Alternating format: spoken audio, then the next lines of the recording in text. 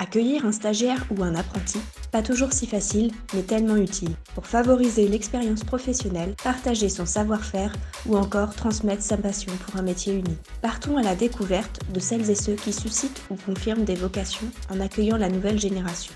Dans ce premier épisode, Pierre nous raconte son expérience en tant que maître de stage. Lui et son frère ont pris la relève de la ferme familiale, mais pas que. Ils prennent aussi la relève de l'accueil de stagiaires. Pierre nous explique pourquoi. Peux-tu te présenter en quelques mots ? Bonjour, Pierre Le Baïf, exploitant agricole avec mon frère Louis à Saint-Jean-du-Tesnay, dans l'Eure, au cœur de la Normandie. Production laitière, grande culture, pommier haute tige pour la production cidricole, avec en activité annexe une méthanisation et des panneaux photovoltaïques.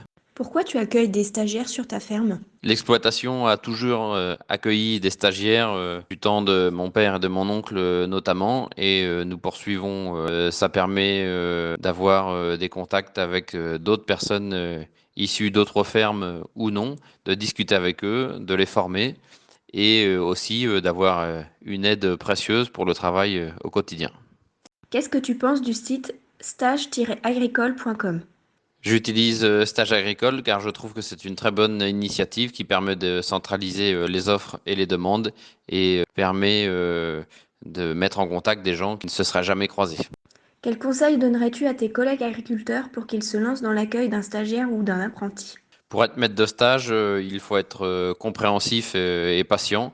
Les jeunes qui arrivent ne connaissent pas la ferme, il faut leur laisser du temps, bien leur expliquer, ne pas hésiter à leur dire quand ils se sont trompés, mais sans s'énerver.